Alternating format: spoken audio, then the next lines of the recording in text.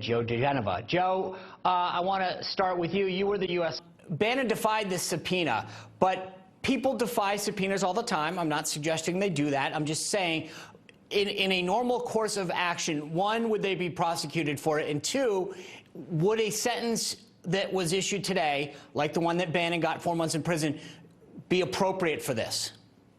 Well, these types of contempts of Congress are very rare. I only had one while I was U.S. attorney.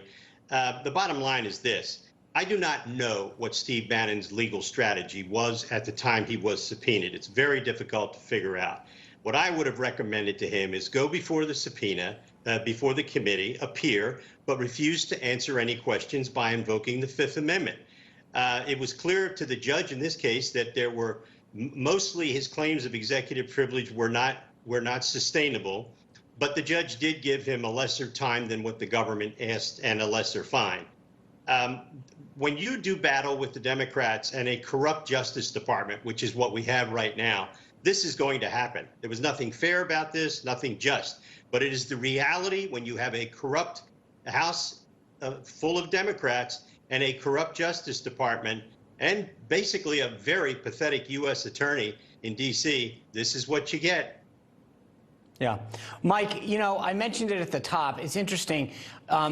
You know, I remember back in 2012 when the House voted to hold then Attorney General Eric Holder in contempt for Congress for failing to turn documents relating to the Fast and Furious scandal. Nothing happened to him.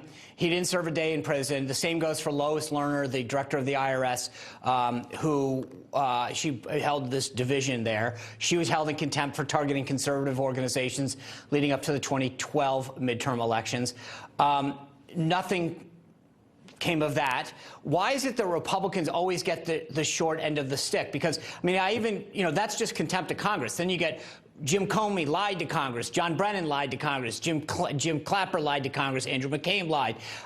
They were both referred to for prosecution, and nothing happened. I just don't understand why some people get nothing and Bannon gets 4 months. Yeah, President Biden and Attorney General Merrick Garland have politicized and weaponized the Justice Department against their political enemies. They know that President Trump is going to beat President Biden in the presidential election, and they don't want to fight this through the democratic process. They want to try to eliminate President Trump and his supporters. They started off by going after every grandma and goofball who trespassed and took selfies on January 6th. Then they waived executive privilege, constitutional executive privilege, going back to George Washington, for President Trump's White House Chief of Staff, Mark Meadows, his trade director, Peter Navarro, his outside senior advisor, Steve Bannon, even his White House counsel to the president, Pat Cipollone. Now, just today, the January 6th Commission has issued a subpoena for President Trump himself. This is lawfare by Biden, Merrick Garland, and the Biden Justice Department, and it is outrageous what they've done to Steve Bannon here. He was following advice of counsel. His counsel told him that President Trump asserted executive privilege. He was put in an impossible place where if he complies with the subpoena, he's violating the separation of powers and Trump's assertion of his executive privilege. If he doesn't comply, he's going to be put in jail. This is outrageous. He was not allowed to put up this defense in court. This should be appealed to the D.C. Circuit, which will probably affirm the district court, and this will need to be resolved by the Supreme Court.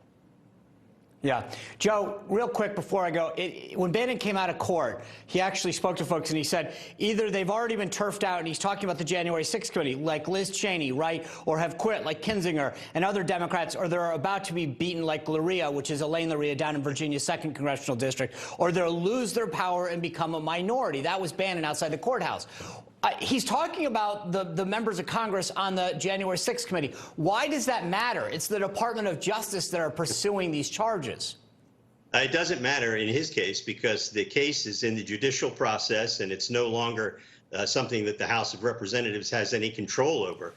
So it really doesn't matter. I think Steve was making a political point to show that he still has some, you know, that he's got some gusto left in him after a very difficult day, and I think he wanted to make a statement for political purposes.